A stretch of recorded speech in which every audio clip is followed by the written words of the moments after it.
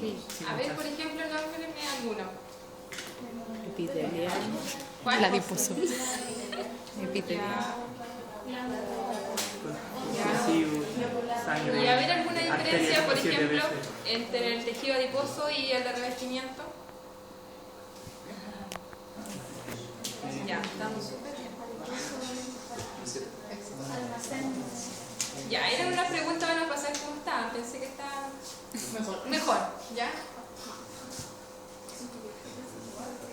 Bueno, como ustedes saben, esta es la asignatura de histología, que se dedica a estudiar los distintos tipos de tejidos, que estos más que nada se pueden agrupar ya sea por las funciones similares que tienen o bien por la parte morfológica, ¿ya?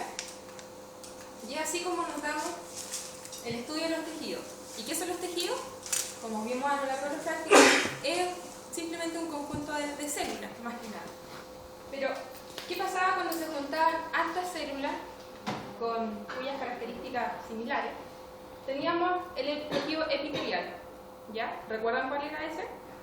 Fue el primero que vimos en el laboratorio. Pero a la vez este se podía subdividir en dos. Teníamos el de revestimiento y el otro que era el de tipo glandular, ¿ya? Pero ¿qué pasa cuando estas células estaban también con una matriz intracelular? Esto da origen a otro tipo de tejido, que era el tejido con sustancia fundamental, ¿ya? Donde aquí a su vez encontramos varios, el conjuntivo, el cartilaginoso, el adiposo, el óseo y el sanguíneo. Todos estos corresponden a ese tipo de tejido que son con sustancia fundamental. Recuerden que matriz intracelular quería decir que eran las fibras juntas con la sustancia amorfa, ¿ya? Por otro lado, también este conjunto de células formaban otro tipo de tejido, que era el tejido muscular, ¿ya? Al igual que el tejido nervioso. Pero esto tiene una característica un poco más importante que lo otro, que a su vez este tipo de tejido está también representado con el tejido conjuntivo. ¿Se acuerdan cuando veíamos distintos tipos de fascículos y que alrededor estaban envueltos por tejido conjuntivo, donde salían estos términos de epineuro, endoneuro, ¿ya? A eso es lo que me refiero. Entonces, podemos decir de que los tejidos son 4 los tipos. Tenemos el epitelial, con sustancia fundamental, el muscular y el nervioso. Pero dentro de dos, como el epitelial, tenemos 2 tipos, que podríamos decir como un tipo de subdivisión, que es el revestimiento glandular. Y lo mismo ocurre con el tejido con sustancia fundamental, ¿ya? Que ahí se encuentran los otros 5. Pero si hablamos de tejido en general, son 4, ¿ya? Vamos a trasladarnos hace un tiempo atrás, cuando iba al primer práctico, ¿ya? Que correspondía a tejido epitelial de revestimiento. Estos 3 tienen una característica que podríamos decir que lo hacen común, y es que todos tienen un estrato de células.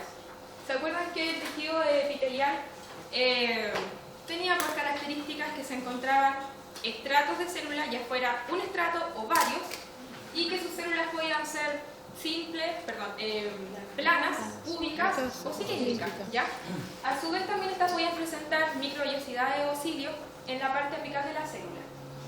Entonces, en las que vemos acá, que era el de la arteria, teníamos en su interior el tejido simple plano, epitelial, ¿ya? En el de acá, que era riñón, teníamos todo esto que era el epitelio cúbico plano, simple, ¿ya? Porque solamente una capa de célula es de los núcleos bien centrados, como podemos ver que es cúbico. Y en el otro caso, que era el intestino, donde se veía alrededor de la vellosidad todo el epitelio prismático, también era simple porque era solo una capa, y el borde que se ve alrededor, un poco más oscuro, correspondería a las microvellosidades de cada una de estas células y que en su conjunto formaban las chapas estriadas, ¿ya? A diferencia de estos dos, en comparación con los de allá, aquí hay más estratos, allá solamente eran uno. Entonces, este era el esófago y acá teníamos de piel. Se caracterizaba principalmente porque la capa que estaba más en la profundidad era con células cilíndricas, y a medida que iba hacia la superficie estas se volvían planas. Entonces en la parte del centro encontrábamos tipos de células cúbicas y en la parte más al exterior planas.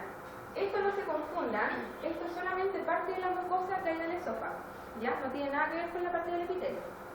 Ahora, en el caso de la piel, veíamos también alto estrato, al igual que en el esófago, pero la diferencia principalmente era que este era cornificado y presentaba este tipo de capa hacia el lado más externo que correspondía más que nada a células muertas. ¿Ya? Ahí ya no había células como tal. Acá estos dos son bastante diferentes a los de allá también, porque tenemos por un lado el epitelio pseudoestratificado ciliado, ya que lo encontramos en la tráquea. Aquí no se ve bastante bien, pero los núcleos se ven a distintas alturas. Por eso existe pseudoestratificado, una falsa estratificación.